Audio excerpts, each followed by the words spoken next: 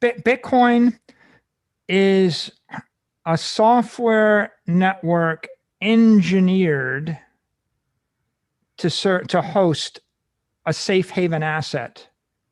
It's an engineered monetary energy network so that you can store and channel energy without power loss. It's the first one.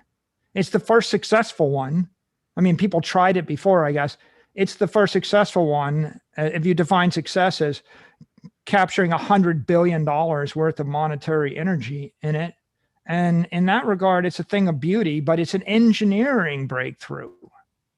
Just like a nuclear reactor, just like a space shuttle, right? Just like an aeroplane. It's an engineering, just like a railroad. Did it cost a lot of money to build the first one? Yes. Did it actually cut the cost of moving stuff around by a factor of 1,000 or 1,000,000? Yes. Is it a revolutionary network? Yes. Did people understand it when it first hit? Most didn't. Will they eventually?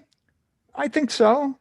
Yeah. There's no doubt that for the normal person, the mere mortal, they should buy as much Bitcoin as they think they can afford to buy and not run out of money. You should buy Bitcoin as a long-term savings account. If you need the money to live on in the next 6 months, you keep it in a cash checking account.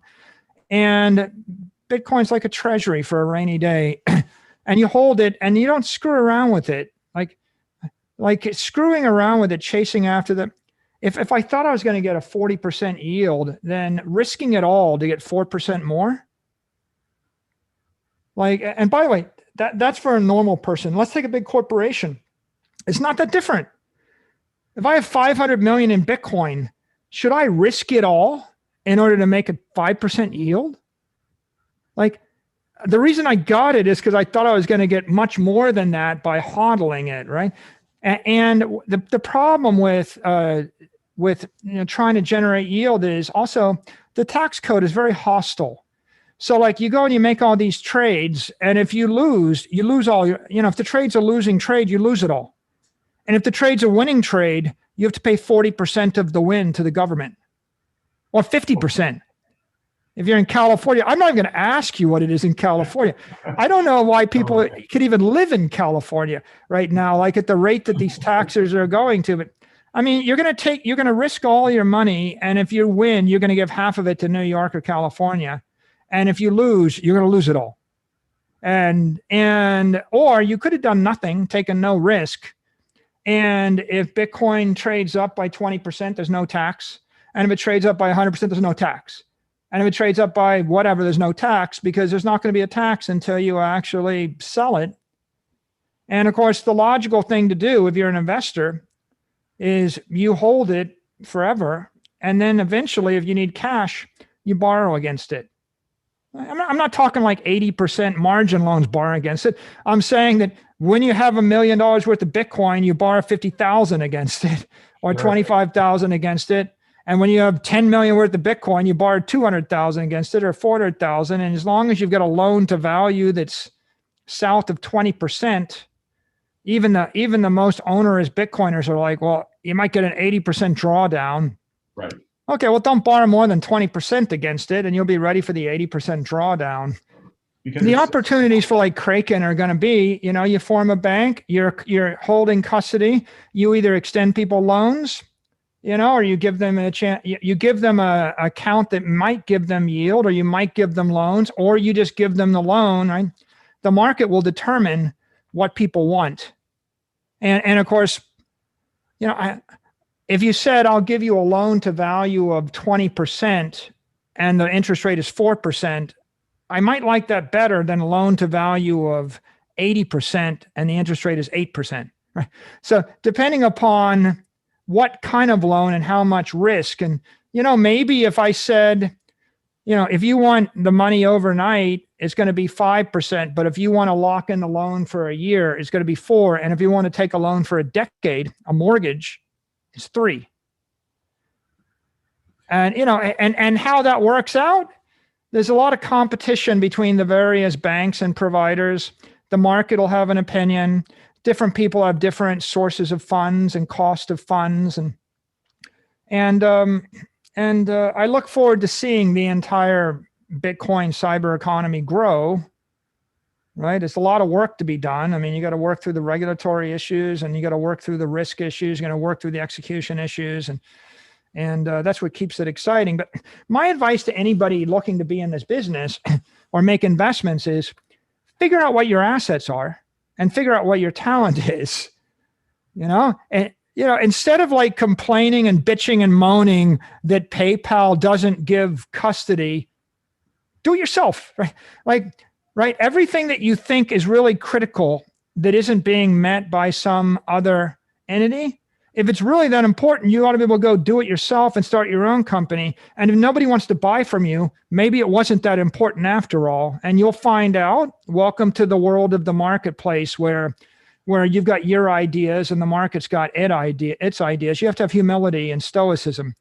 One thing I'm sure of, though, is when you're stretching beyond your fingertips, trying to do everything, trying to be all things to all people, when you think that you can do 100, it's the arrogance and the presumption of the young engineer. They're like, we're going to put 100 features into the product, and it's going to be the fastest, strongest, bestest, most beautiful thing, and everybody else sucks.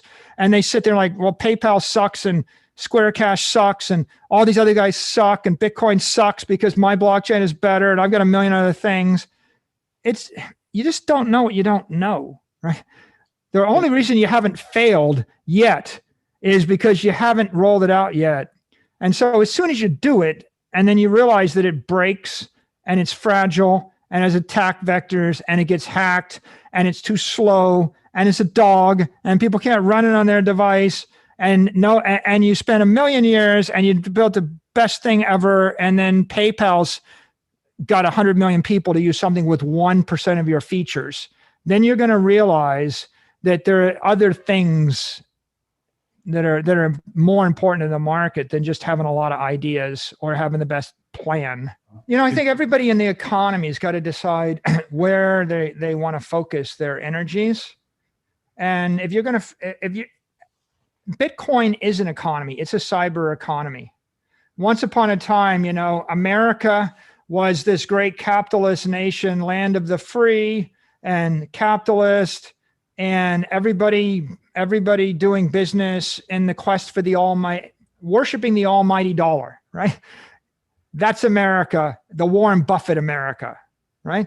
Well, Bitcoin is an economy in cyberspace, everybody creating their own business in worship of the almighty Bitcoin.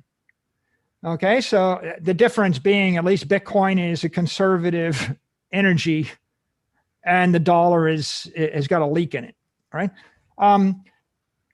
So having said that, you have to decide where in the economy you want to be. You can be an investor, you can be a trader, right? You can be an analyst, an advisor. People are giving good advice. You can be an exchange. You can be a bank. You can issue loans. You can sell volatility. You can buy volatility. You can do futures, right? I mean, these are all things you can do. You can build mobile apps like PayPal and Square are doing, plugged into it, right? They're leveraging their assets. MicroStrategy is an enterprise intelligence company. What we're good at is extracting insights from raw data. So what you can figure is we run a node, we extract the entire blockchain from the node. When I'm thinking about what we're going to do, I'm thinking we should extract that entire blockchain, turn it into a MicroStrategy data set, start to build hyper intelligence and business intelligence on top of the blockchain, and give the world some tools that they can use to create their own custom intelligence in that Bitcoin ecosystem. And if I take the 100 million lines of code and the 30 years of experience that we've got in business intelligence, where I'm quite sure we're the best in the world at that, and I tack on the Bitcoin blockchain data set, and then I put the two together, I'm going to deliver billions of dollars of software value to the Bitcoin cyber economy that people that are interested in that are going to use.